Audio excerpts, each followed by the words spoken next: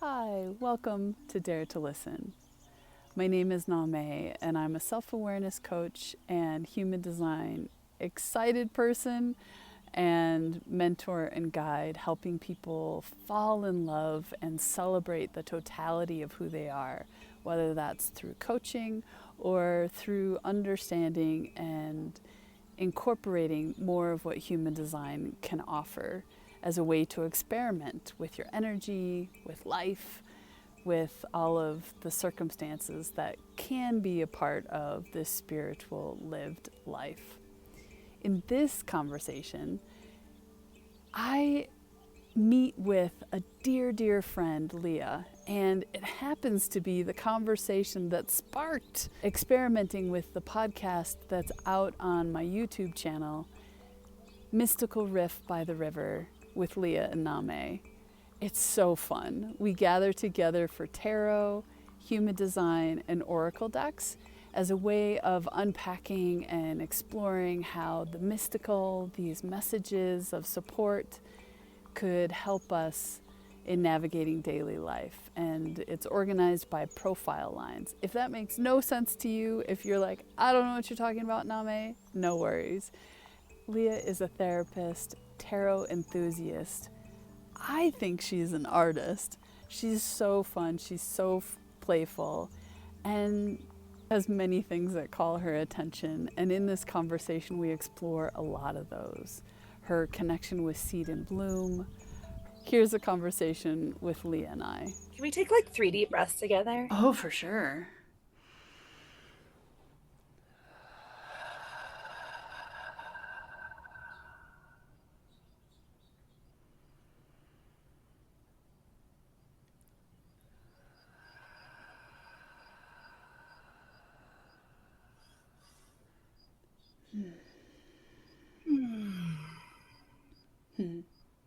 Thank you, friend. Of course. I'm so glad you asked. Hello, lovelies. Hello, everybody. Hello, Leah. Hello. Today Hello. Today I'm interviewing a dear, dear person in my life who is off camera. We've got some Wi-Fi connectivity funsies, and here we are. Leah is somebody who I've been in connection with. Ooh, Leah, help me. 4 years? 3 years? No, more than 3 years. 5 years? More? It's been 6 years. 6 years. Because I moved here in 2020. Oh. Yeah, 6 years. Wow. Over. Wow. Isn't that wild? That's so wild. Yeah, so yeah, for me, connecting or experiencing Leah was like an instant, who is this person? I want to know who they are. Tell me more. So yeah, I'm gonna turn it to you, Leah, and invite you to describe yourself or how it is that you experience the world, whatever details you want to name. So, yeah, I just graduated with a master's in social work. I'm excitedly becoming the therapist I've been dreaming about becoming for a number of years now. I am a gardener and farmer. I love to do the tarot. I love Nameh so much. I've been learning from and basking in her light and her processes for these 6 years. One of the things that I've learned a lot from Nameh is the beauty of a no and of a boundary. I mean, we talk about this in culture and in society, but I've never seen it executed as lovingly and beautifully as the way Nameh does. And it's taught me that, like, sometimes saying no is how you can be on the same page with someone and be sharing the same reality with someone. And I just think Nameh invites me into a very honest, shared reality that I am grateful for. So I am honored to be a guest. Oh my gosh, this is the moment where I want like fireworks to go off and go pew, pew, pew. Because the other piece that I really delight in with connecting with Leah is how you and I, in my perspective, can go like down into the center of the earth as well as fly as far out into the universe. So I can sense such a grounding and such a orienting into the full essence of our being with other. You know, like sometimes I can do that, and to do that with other can be a little bit more challenging. And then also to be out in the whimsical, high up, mystical, who knows, unseen realm. Again, I can do that. And and the gift is that I can do that with you, Leah, is so yummy. Is so yummy to have that match with another person, because it's almost like energetically, or maybe like soul level wise, I feel like we're just two young souls, even though we're both old souls, I think, but like that young whimsical energy of like holding hands and like skipping through this experience of life. And if either one of us needs to go in a direction, we lovingly follow because of this love and care and resonance and alignment with each other. We're like, let's do this. What do you got? That was so beautifully said. Yeah, it's cool. To me, that's like the kind of intimacy I cherish, the kind of intimacy I'm hungry for.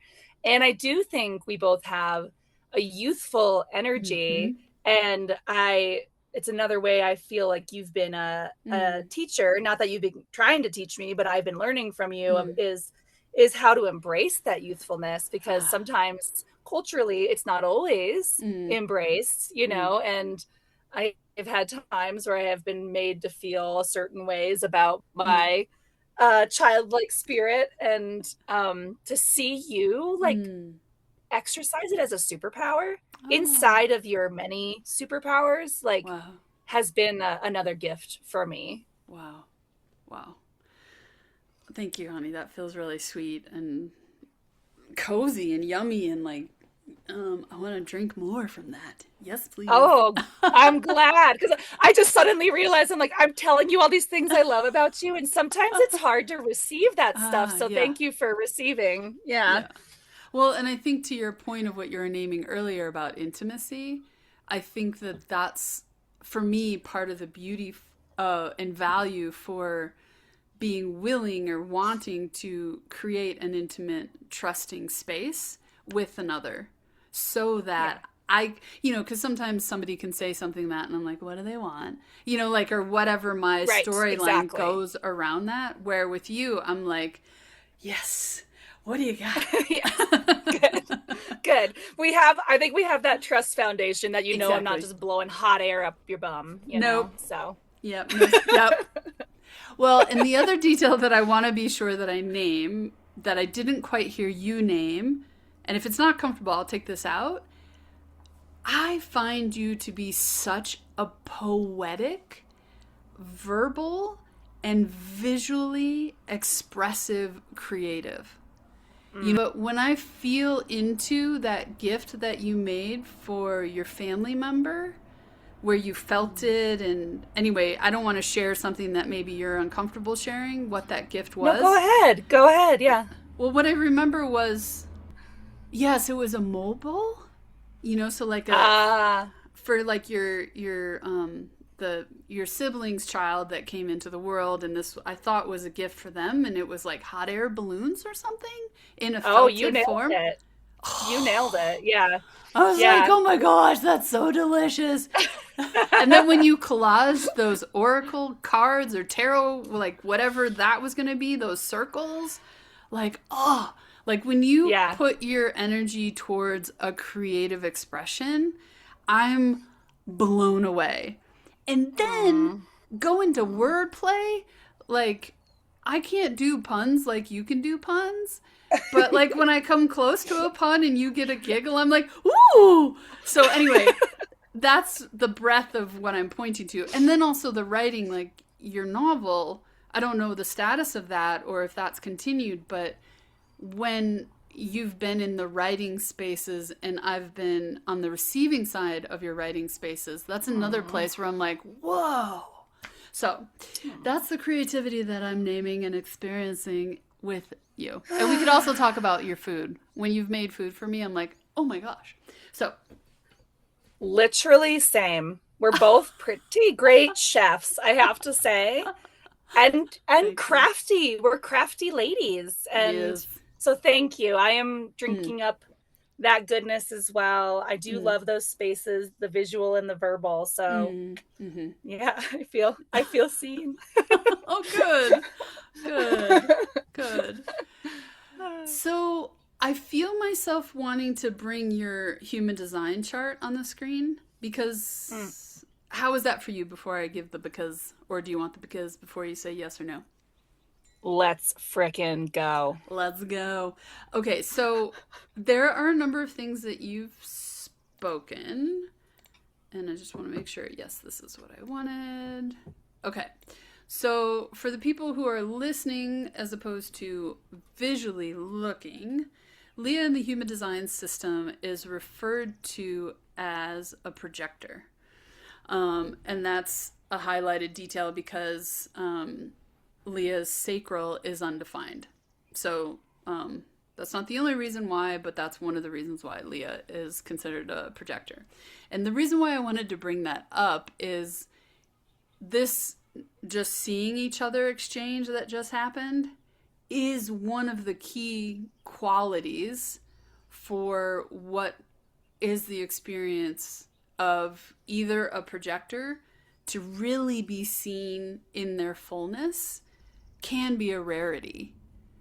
And for me, on the other side of receiving what you were naming about your experience with me, Leah, is the deliciousness of why somebody would want to be experienced or guided by a projector.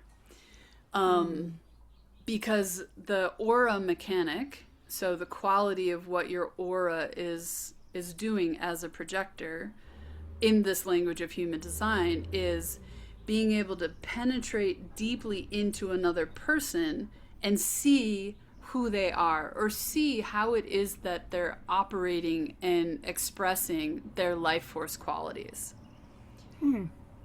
So, I'm curious if what I've named there feels how that might land with you. Like, I know we've talked about you as a projector before, but I'm curious in hearing it today if there's resonance or not. And full honesty, like if it doesn't resonate, totally fine. It's really cool to be doing this now because we haven't. Well, for folks at home, like Nameh is my portal to human design, so I haven't studied it outside. So everything I know through Mm. Nameh, and I'm so grateful to her for that. Mm. And it's been probably a More. couple years since we've Yeah. done more than that. So, one, I'm relearning hearing you say all this, and two, I am now a therapist, and so hearing you say it now in this Mm. moment Yeah. is like, oh yeah, oh yeah. Yeah. In fact, like even this week, I had a couple of moments where I could tell that I was trying to I was penetrating. Oh, I'm gonna reword that. I Yeah. was. Totally. It's a tricky word. It's a tricky word. I was with a couple different people this week wanting. I was sensing something deep within them that they didn't want to share. Ah. And I could feel that part of me that could sense it, wanting to know and wanting to explore, Yeah. going up against the boundary of I'm not ready to share. I'm not ready Mm. for that. Mm. And being like, oh wow, like sometimes I'm just so ready to like dive right Mm. in. Mm. And people are not Mm. always ready for that, especially if it's just a little too sensitive or the wrong moment or whatever the case is. So just this week I was like thinking about how I'm so like just primed to like Yes. if I see the thing like, Yep. oh, I see there's a hurt here, or I see there's Yeah. a something here, my heart just wants to go there. And Totally. sometimes it's not the right thing. Yeah. Totally. In that moment, you know. Yeah, and so this is what human design refers to as strategy. So this phrase, wait for the invitation. And so sometimes the invitation is real clear. You know, maybe part of that detail that you and I were talking about with consent or boundaries. So like when you and I are in conversation, I'll hear us say like, hey, I'm sensing something in what you've spoken. Are you interested, or is it okay if I share what I'm sensing? That could be a version of verbally doing it.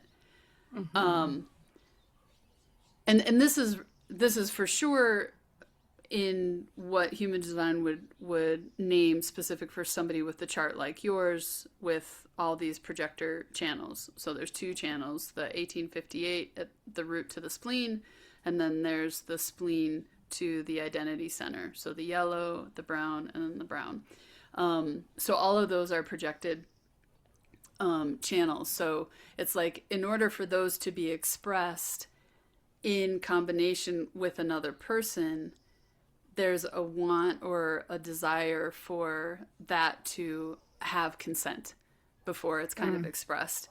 And so somebody could have, like, I'll just pull me up, for example. So I have all projected channels except for this 3457. So I can feel a lot like a projector.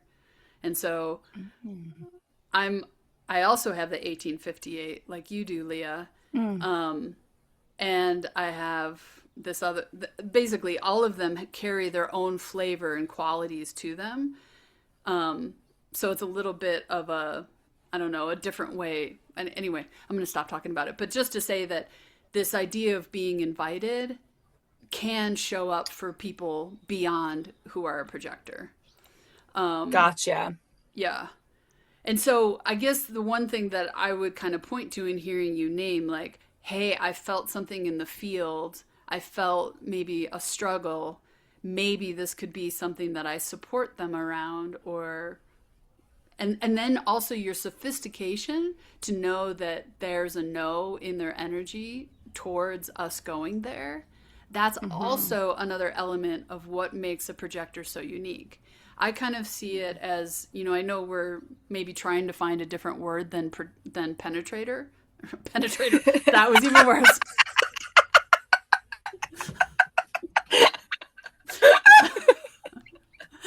But, so the auric potential of penetrating into another person's aura. So if I were to choose a different term, which may or may not be better, I see it as like X-ray vision. It's like a projector can X-ray vision into another person's aura. And the reason for that is because of these open centers. So specifically because your configuration in human design, which may be helpful to note that this is based on the same information that would provide an astrology chart. It's taking that same birth detail and doing something different with it.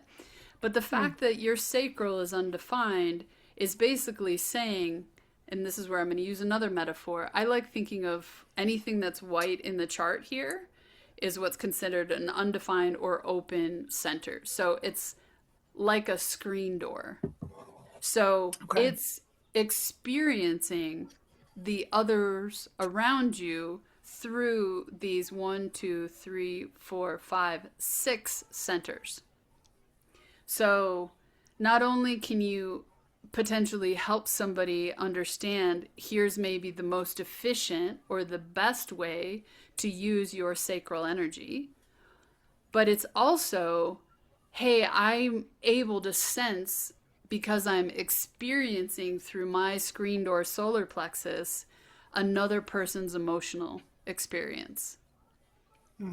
So that's the two pieces that I'm pinging around what you said, that you've had a lifetime of receiving other people's emotions and being able to discern where somebody's at with that evolution of their emotions. So are they at the beginning, oh, I'm just discovering this and I want to be alone with it?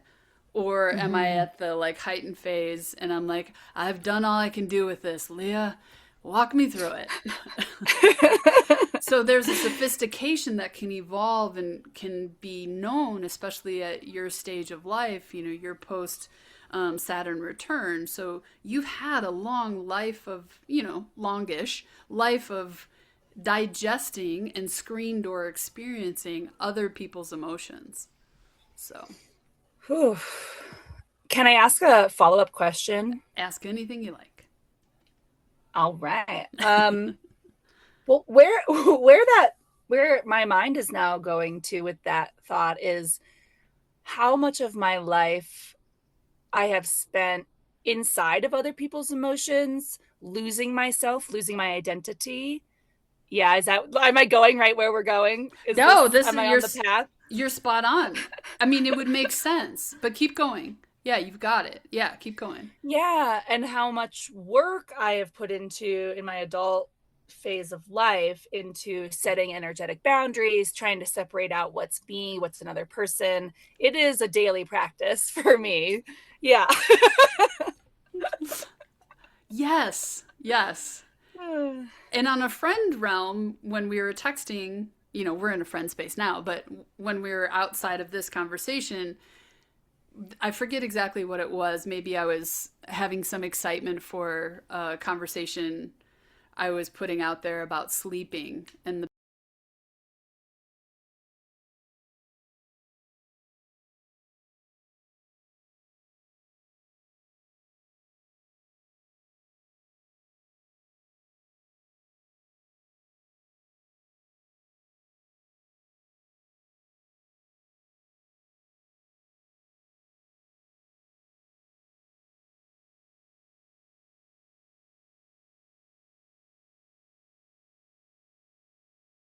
mind, white, as opposed to colored in.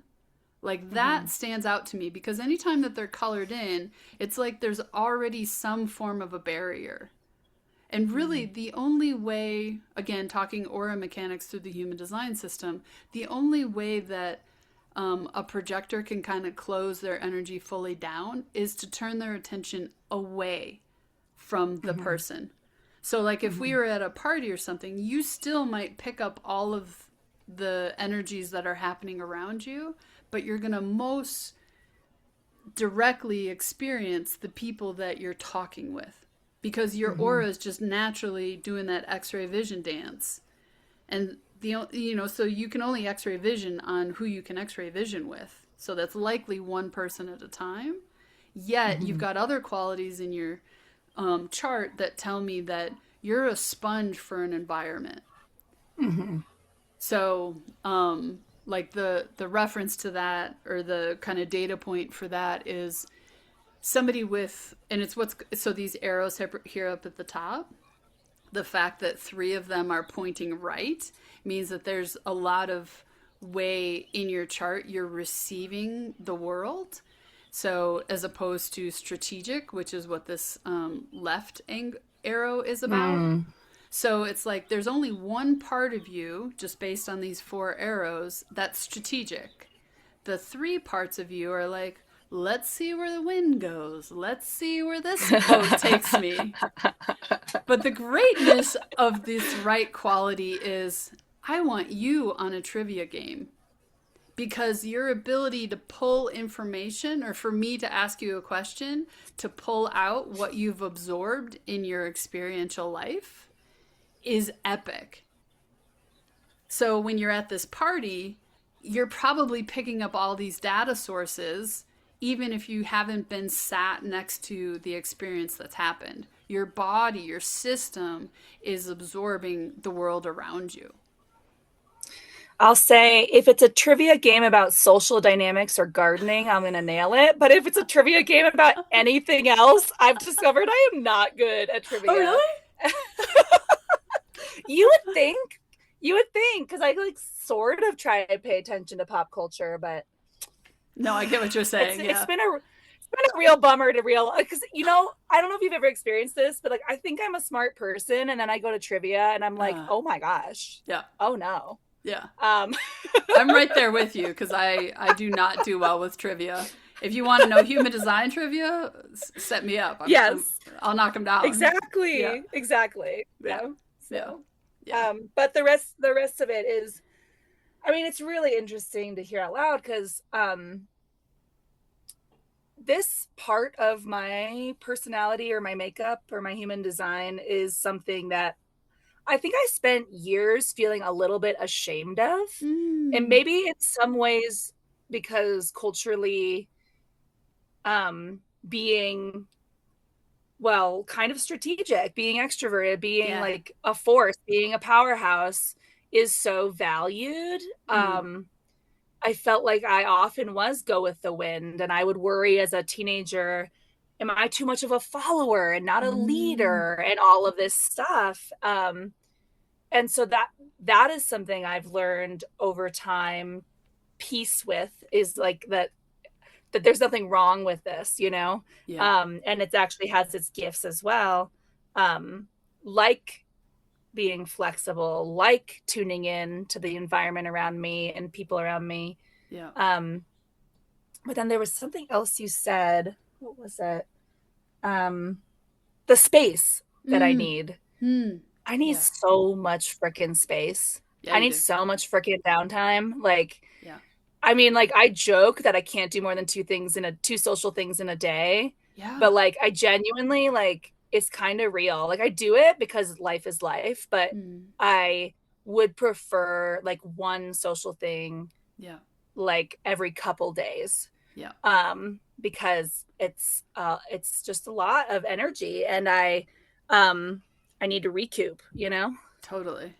Well, if to give ourselves a visual, and James Alexander, one of the teachers that I studied with, was the one who brought this example through. Is he was like, think about a dog that goes into a pond, and basically gets covered in water. They get a bath, whatever the experience is.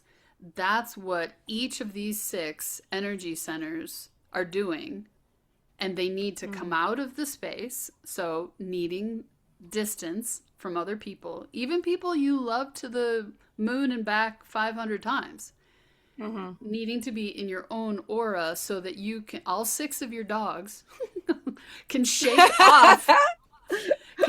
off what you took in. Like, this is a very busy, like, inspirational space of like questions. Like, you could be in a room and inside your body, inside your mind, hear other people's questions. So if somebody's really struggling with anxiety, you're probably going to know that. And then the gift of this, the fact that you can hear other people's questions, is it's almost like that question has value. That question, turn the corner, friend. You don't need to think about that. But that's this other screen door quality of like taking in so much throughout all of your life. And I love that you named that daily you're doing a discernment process, or a way to support yourself around, is this actually me? Are these feelings, questions, thoughts, challenges around how do I use my energy today or not? Is that really what I'm wrestling with? Or did I pick that up from the people that were in my environment? Anyway, we could do that through all of these energy centers. But I really want to land the detail that 6 dogs who need to release the water, or 6 sponges, you could think. I just like the animated quality of dogs. So, yeah. I literally walked my dog, Rutabaga, to the river this morning, and she was all wet and having to dry off. So I'm right with you on wet dogs need to dry off. So I like that metaphor. Yeah. Well, and if we were to continue the metaphor, this one would be a rutabaga, because see how it's got no channels lit up? So this triangle, the ego center. So her hair is real short. So when she shakes, it comes off pretty quick, no? Yeah. But emotionally, you got 2 hanging gates. So think of that as like longer hair on a dog, where it's going to take more for that emotionality to disperse, because what gets activated, which is part of the reason why I think you and I have our love affair, is because 49 is the most important gate in my chart. And so anyway, that's kind of separate. Yeah, and it's also your north node. So my principles for what revolution needs to get kick started so that we can have everybody's needs tended to and people can feel supported and materially tended to. This is where you and I have overlap and some resonance potentially. Oh, I love that. But back to the dog metaphor, that long hair needs to get shaken off. It might be that your 49 is like, but wait, I'm supposed to North Node with this revolutionary energy. Why would I shake this off? Well, it's the discernment of, do I actually want to be with this quality that I received through the screen door so that I can kind of be conditioned in a positive way and feel it move and grow and, work with it. So, yes. This word of discernment is actually my word of the month. Yeah, it's cool to have you bring it in. I do a monthly tarot pull for my tarot wheel that I've shown you. Yep. And let's go there. And every month I pull one tarot card and then one card from an oracle called the Weird Sisters. Could not recommend that deck enough. In your chart, do you want to know that you carry a gate that's all about the mysteries of life, existential mystery of life? Like, you got it in your chart, which to me says, of course, tarot. So there's two placements. Nameh, I could luxuriate in these charts all day. So you just said, and we kind of had a little bit of a pause, restart. So you just talked about how discernment is the word for the month. And I want to get to that as it relates to tarot and this whole conversation. Yet before I come off of screen with your chart, I want to name why this lands as like, of course. So if we go back to the dog metaphor and like the hair, you've got a medium-sized hair shaped dog with the questions, like what's the inspirational question that somebody's system, their spirit, their mind, it's called the head center, or I think of it as like the crown in the traditional chakra system. And this gate 61, which I don't know if you noticed, that it's also pinging over here. So that tells me that it's in a prominent placement in your chart. So these top two on the left, the top two on the right are really important. And I'm just going to skip how they're important so it's not a 3-hour conversation. But the fact that this 61 is so prominent in your chart, and that this gate, here, I'll pull up what it says. So, oh my God, read these words. So the gate is referred to as mystery and inner truth.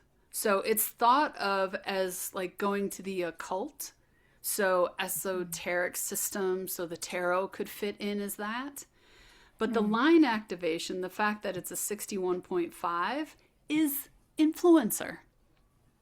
Influencing people with tarot potentially. Just saying. That's a better way to think about influencer than like the modern form of influencer. I'm like not even on social media, so I'm not that version. But yeah. So to read what the synthesis of this gate is about, the gate of mystery is about seeking to know the unknowable, the why in life and mysticism. This gate is very attracted to the occult knowledge, gains mutative inspiration with potentially lasting impact on others, and has the ability to simply know without logic. And the other piece that I think is interesting that to me points to why there's this resonance for tarot within you is gate 10 is in one of the streams of the mystical way. And it's about, my discernment of it is, it's called the gate of self-behavior. So who am I in my version of self that feels most aligned with my soul, my spirit.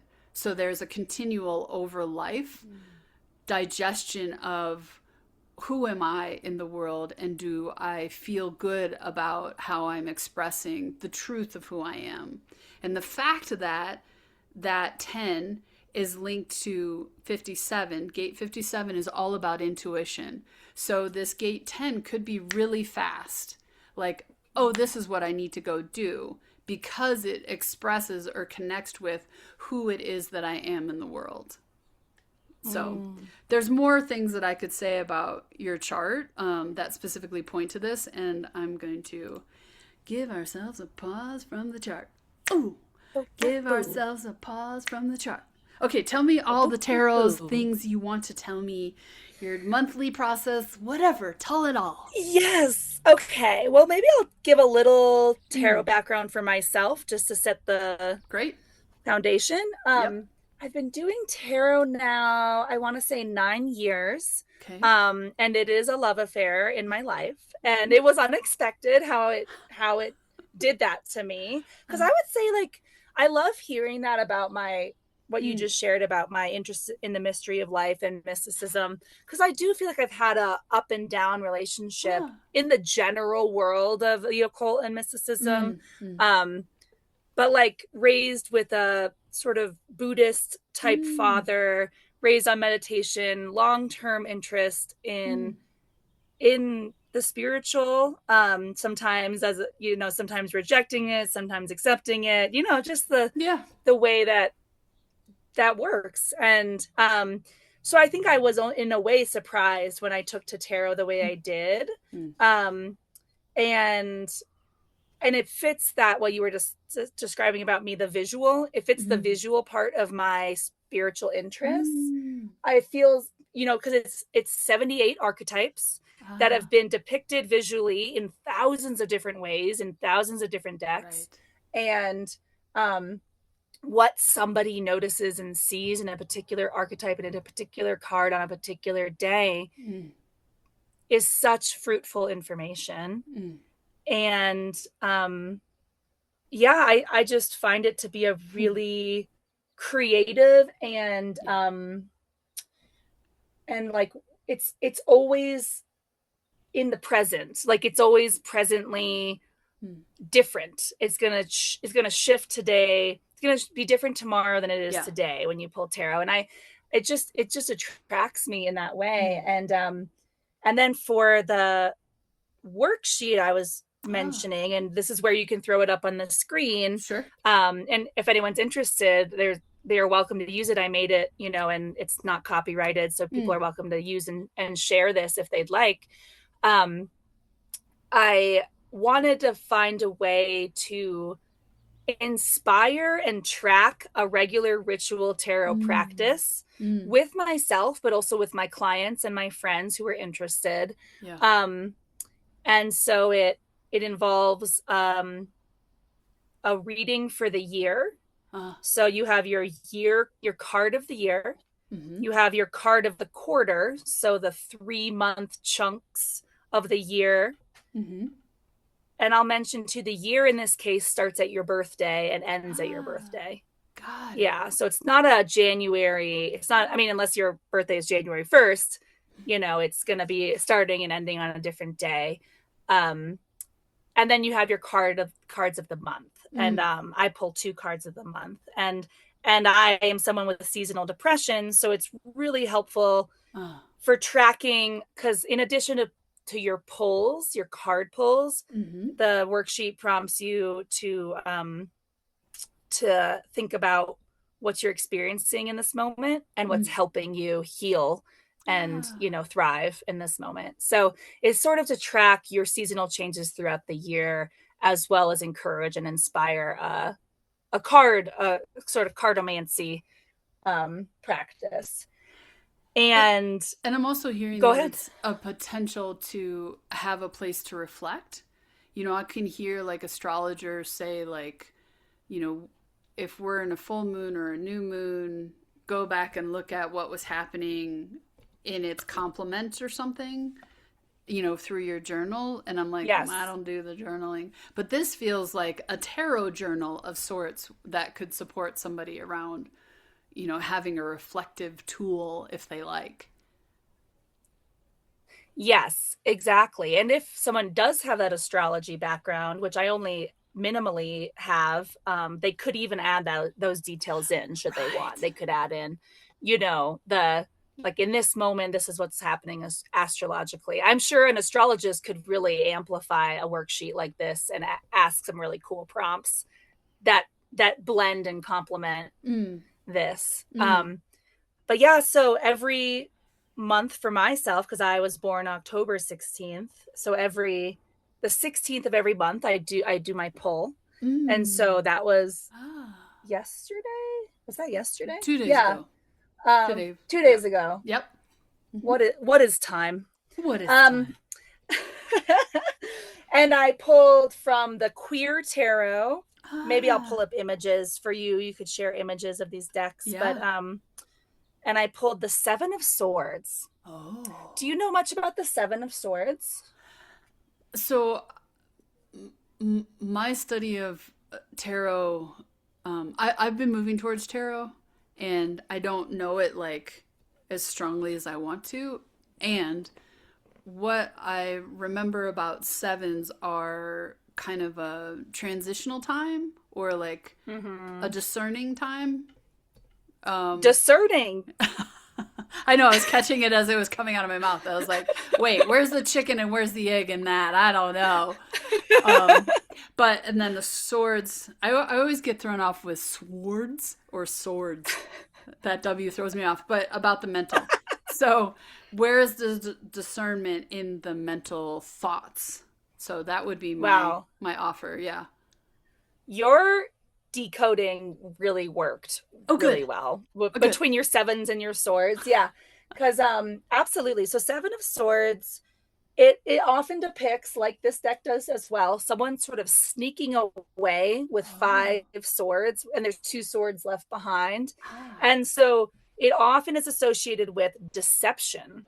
Oh. And I either you're being deceived, someone is deceiving you, or you're deceiving yourself Uh about huh. something. I tend to drift towards the second one just because I don't like kind of looking suspiciously around and wondering who's lying to me. Totally. But what I do like about this card is it encourages discernment. I rather than sort of spiraling into like looking for the person who's lying or Right. trying to excavate from myself, what is it I'm lying to myself about? More like, am I being discerning in what I'm choosing to do with my time and who I'm choosing to interact with? Like, I cannot do it all. I cannot be friends with everyone. Like, how do I be discerning in what I choose? How do I be discerning in the truths and the information I'm receiving? And then, in addition to pulling a tarot card every month, I Yeah. pull a card from what's called the Weird Sisters deck, and that deck is all about spells. So it's the whole thing is like spell work or like something you can do. It's an action oriented deck. And I pulled number 2, the spell for trust, which I found Oh. fascinating to first pull this card that's about like, that's sort of saying like there's something that isn't to be trusted, and then to pull the card that says like, actually, like, no, like trust yourself, like. Yeah. And so to remind myself that trust itself can include discernment. Trust doesn't have to mean naivety or buying into everything or always like just going with the flow every time. Like, trust includes discernment. Yeah. And that doesn't have to mean I'm being like suspicious and skeptical of everything. Right. Yeah. Yeah. That feels cool. I love the trust in companionship with discernment. Because I guess Me too. I'm interpreting discernment as like, in order to be able to discern, I need to trust something. And how I'm hearing the second oracle card is trusting in who I am Yes. has the ability to do the discerning. Yes. Because I will say, and maybe folks out there who are into the tarot as well have felt this, the Seven of Swords can be a bit of a disorienting card because especially if you're someone like me who tends to look at it inwardly, it can be a way, an excuse for you to pick yourself apart and be like, you know, what am I lying to myself about? And that can be a tricky road, especially if you have old wounds or insecurities that are like leading you to not trust yourself already. And so to pull that second card that says, actually, no, please do trust yourself. In fact, like, let's do some practices that help you feel that self-trust. And with that self-trust, let's be discerning with how we spend our time and what we're, you know, what we're moving towards. Hell yeah. You might have heard me with cards. I was wanting to see how this deck refers to the Seven of Swords, and here it is. Oh wow. Yeah, it's a really interesting depiction, but you kind of see that like there's a little bit of sneakiness, there's a little bit of like escape. I've also heard of Seven of Swords as having a bit of a rebellious nature. Like an element of like sometimes systems don't work for you, and you do kind of like, there are times where you will find yourself needing to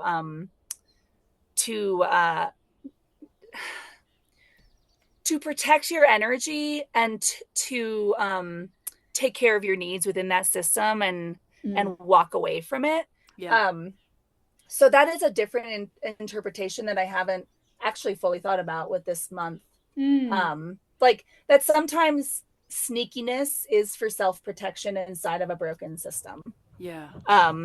And that's in the brew too. Well, and I want to ping to that if we can in a second. So hold please. The other thing that I've noticed when I've heard people teach or explain about tarot messaging is when you see a sun or a moon, that there's something about illumination, you know. So again, I guess what I'm sensing in this is that trust that you can discern for yourself, because you do have some light within what otherwise looks like it could be a, you know, less bright environment. Because you also see like that person creating a shadow, you know, for some of where they are. So anyway, the light and the dark element as this card is bringing it forward feels also interesting. I really love that. And I'll send you I mean, it's a very psychedelic deck, but the lighting is really quite beautiful in this. And there's a lot of brightness, and there's not like the person carrying the swords in this card does not look stressed. Like this person looks like pretty okay. Great. And so I just think there's something interesting too about like, what is this person doing walking away with these 5 swords? Because the broad implication is that they're stealing them, that they're deceiving someone by stealing the swords. But like, what else is happening? Like, is it possible that these were their swords to begin with and they're taking them back? Is it possible that like they're trying to like keep people from fighting, so they're taking the swords away to try to prevent violence? You know, that there are moments where our environment or our situation is asking us to take actions that could be questioned by other people as like unethical, you know? So there is something, there's an ethical quandary in this as well, which I think is interesting. Well, and what I was feeling that I was cautious to say, but hearing what you were describing has me want to say it. When I originally looked at the picture of the version I was just showing you from the Lightseers Tarot, is like that mythical character of Robin Hood. Oh, yeah. So that's a great example. Yes. Someone who the wealthy people are going to say is a thief, you know, but who is doing it based on his own ethics to help spread wealth to the people who do not have it. I think that's a wonderful example of the ways. And, you know, something for the listeners to know as well is like I work at a prison doing horticultural therapy, and and I really do believe in restorative justice. I really do believe that that we all make mistakes, that our environments are incredibly impactful on the choices we feel, well, the choices we make, the choices we feel like we have to make. I'm someone who really, really believes forgiveness is a spiritual practice. And so I think there's also all of that in the mix for me too, is like, I think our culture is too quick to look at the person with the swords and say, there's a thief, there's a whatever, you know, and to see them as the problem, but like, what is the story that came before? What was happening before? What's the larger environment? Because it's always more complex than that. I was excited because that's exactly where I wanted to head next. And I'm curious if you want to give more voice to what this program is about. I would love to. So Seed and Bloom is a therapeutic program at the Penitentiary of New Mexico, and we provide. I'm a facilitator there, so I'm there part time. It was started by the amazing Gunjan Cole, and and it really focuses on facilitating classes.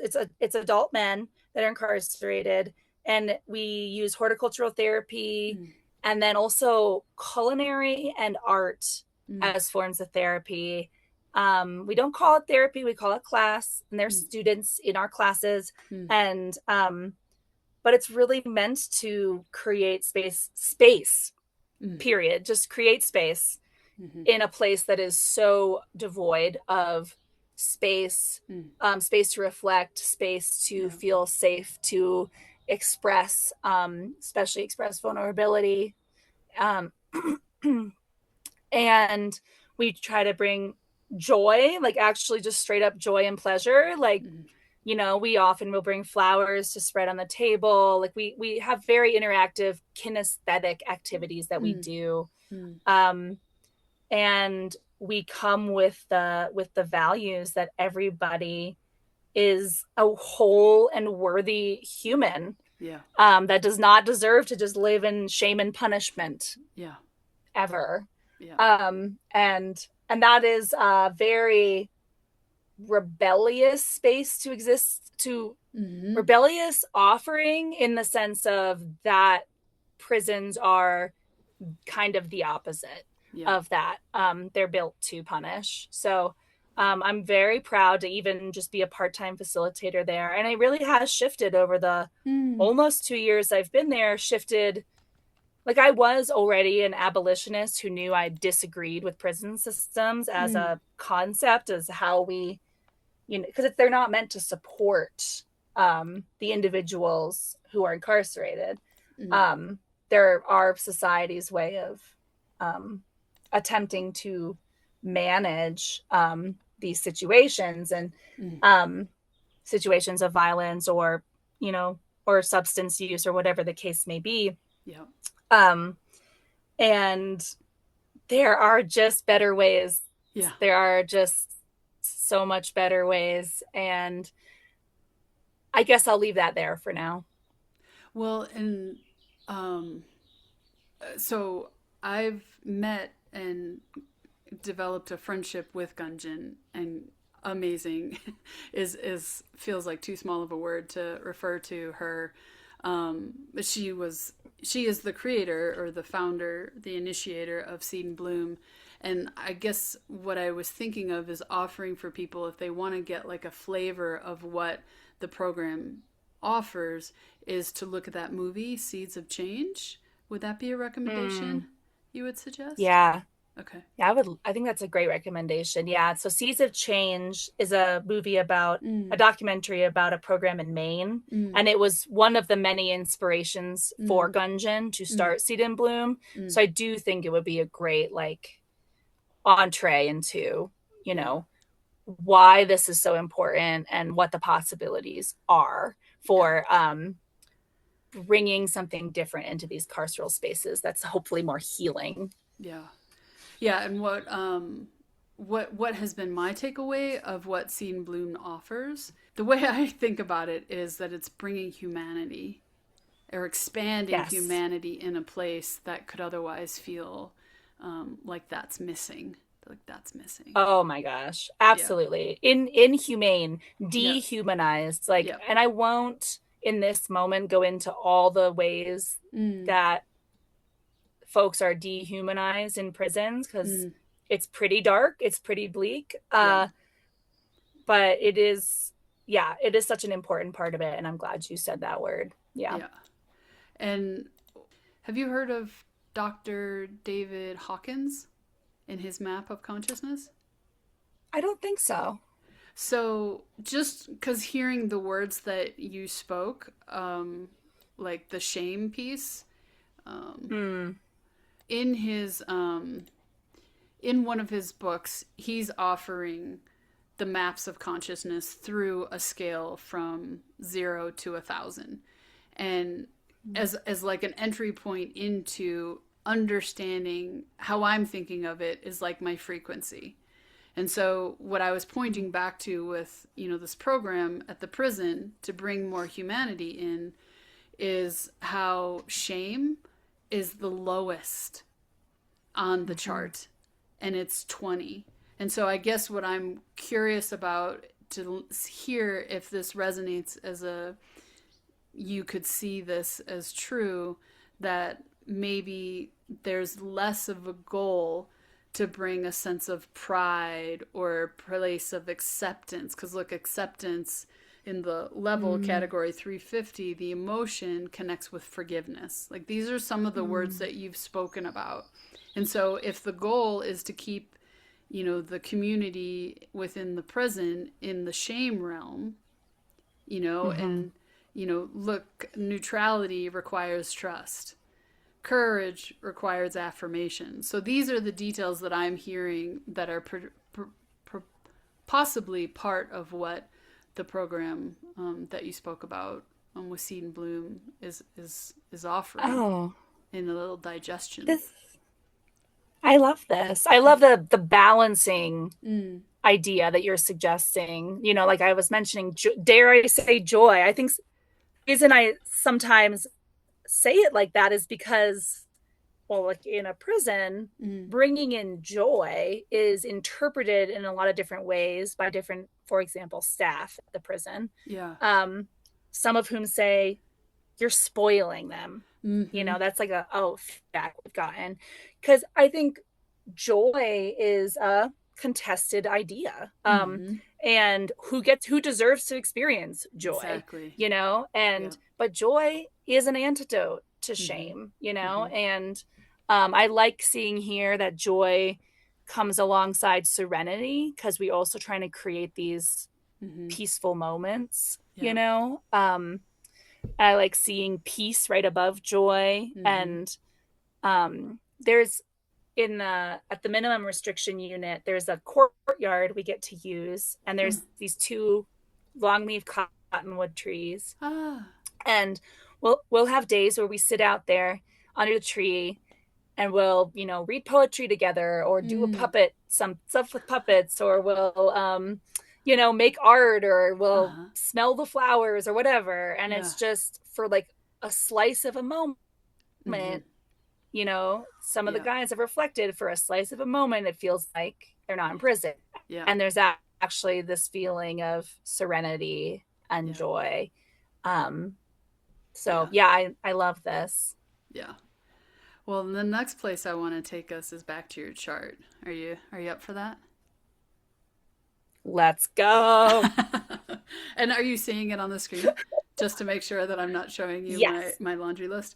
Okay, so this channel down here, the 1858, like I've heard it a number of times, and what I've heard you speak about is it's all about the having a frequency of fuel around health and well-being and safety. So this is the fuel, the root center, and it starts, so the start that connects these two dots together, one place that connects these two dots together to create the channel, is gate 58.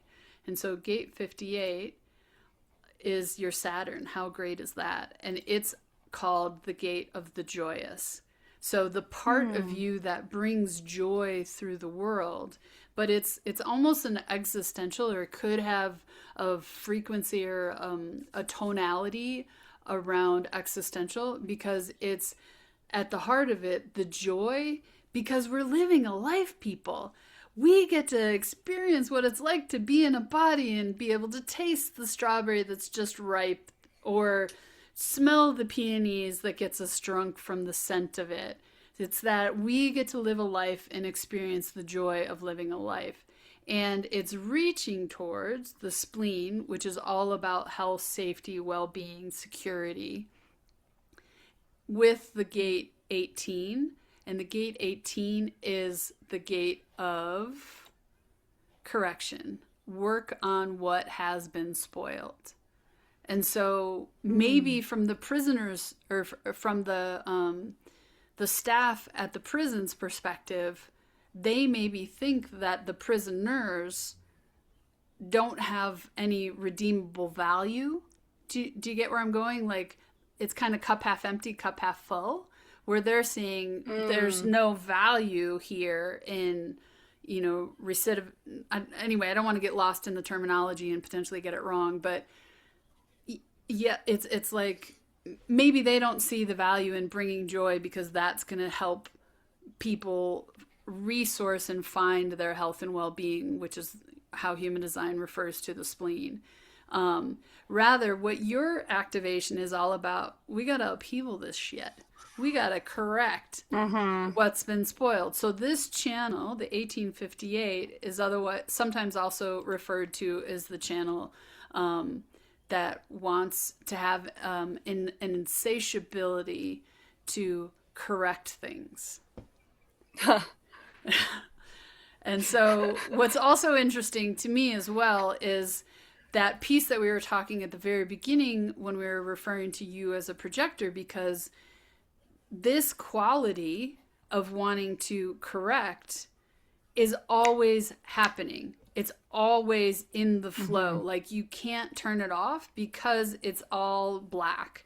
So in human design, the way the color system works is anything that's black is referring to the personality side. So it's more easily how you understand and know yourself, versus the red side is the unconscious side. So anyway, I don't need to spin out on that detail, but that's why I'm saying, like, it's so prominent in your experience. And there was a detail that you said earlier on about needing to be careful, maybe back when we were talking about the Seven of Swords, that not correcting self, like somehow turning the superpower of like seeing in a room, oh, that needs to be better, that could be better. If we just change this, things would grow and evolve and, be more in bloom. That's a superpower that's meant outside of you. It's not meant to turn it in on self. It's meant to be of service out into the world.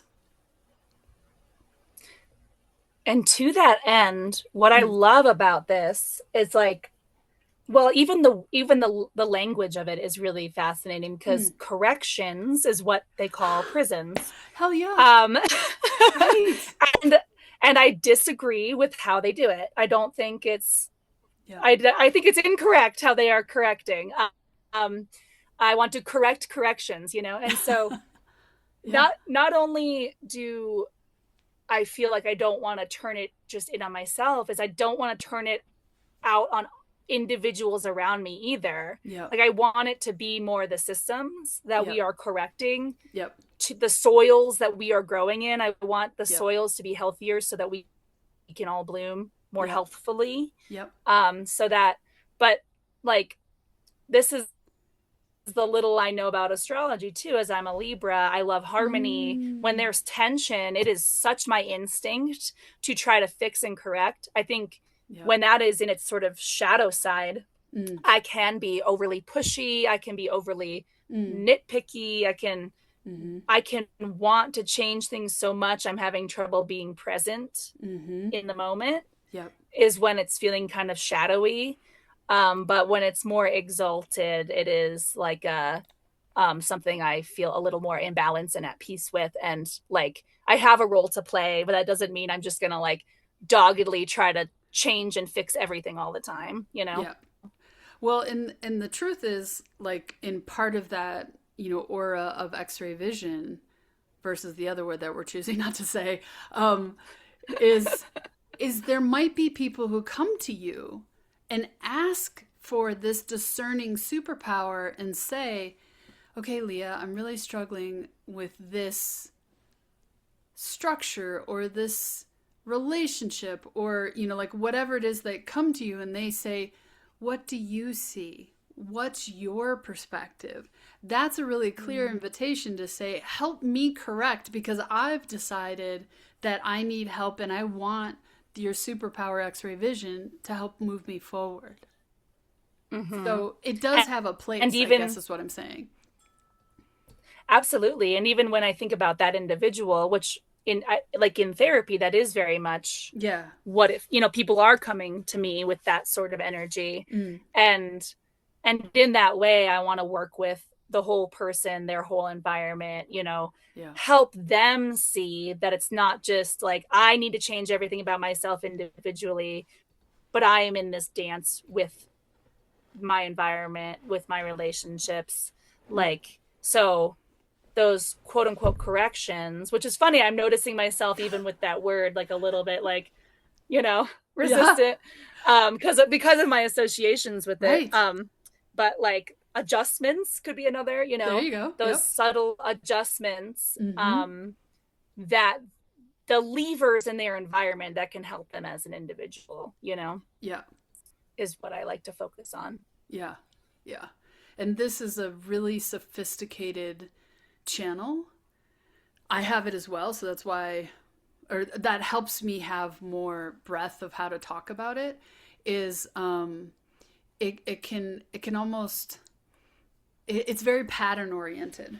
So if there's a pattern about a situation, likely those of us who have this 1858 are going to be really attuned to when the pattern breaks, or when the pattern, you know, maybe is off. So one example that I think about for this is like, if you have a loved one and you call each other often, and usually they pick up on the second ring, but this time they're picking up on the sixth ring, you're just under the surface picking up something's different.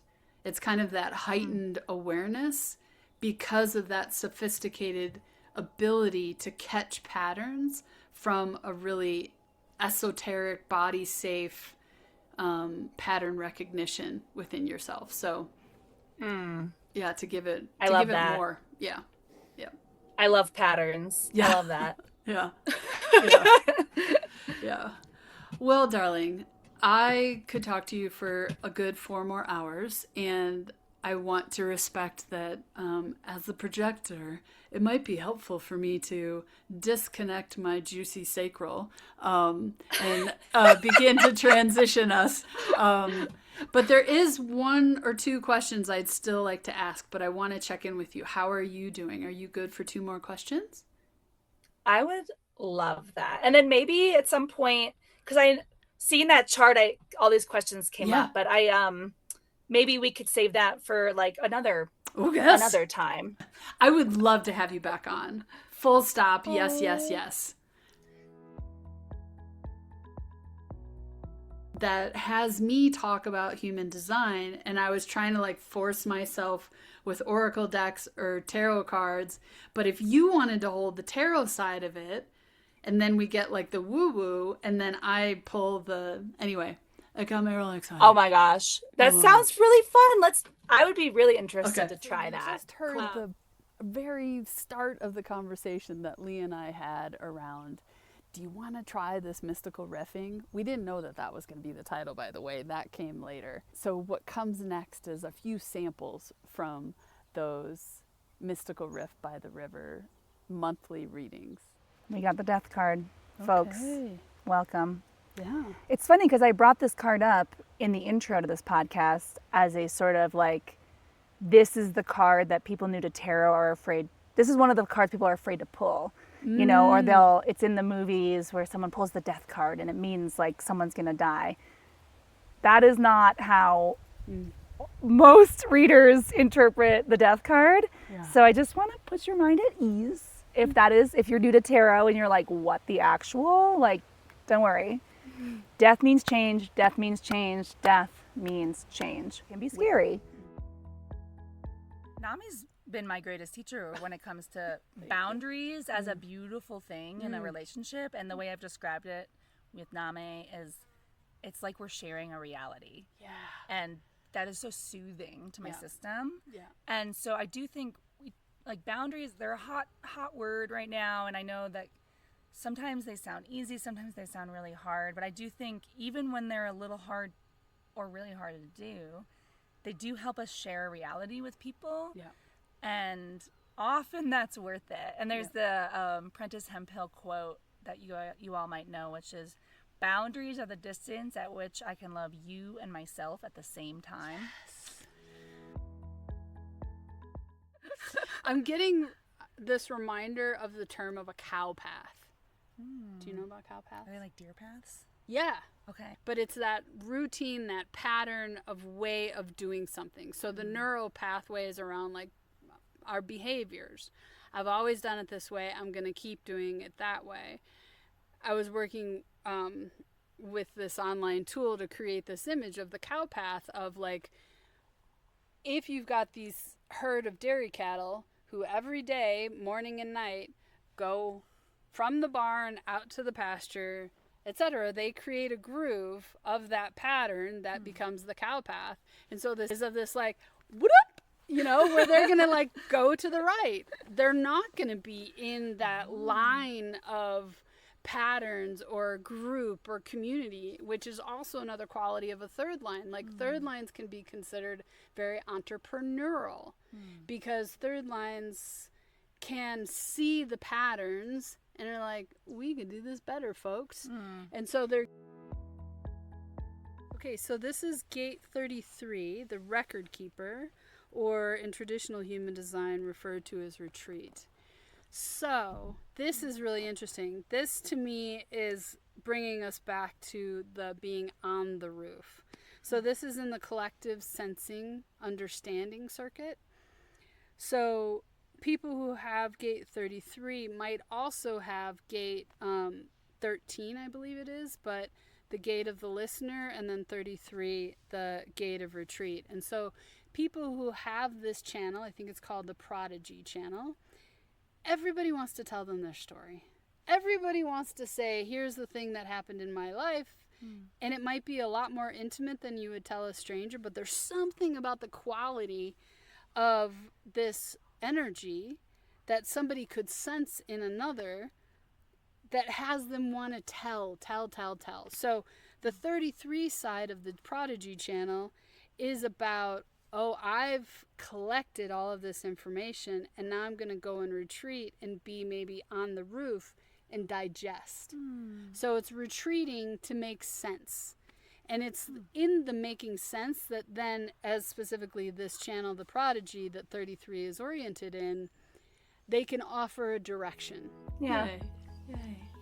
Well, thank you, sweetheart. Thank you so much. This was such a vibrant, yummy, all the places I experience us going in our day-to-day friendship, and that we were able to capture some of that for whoever feels interested to listen in. It feels really great. Thank you for wanting to dive in together. It felt very, very juicy, very sweet. And I love you. I'm honored and grateful to be on this show. Thank you, honey. Thank you.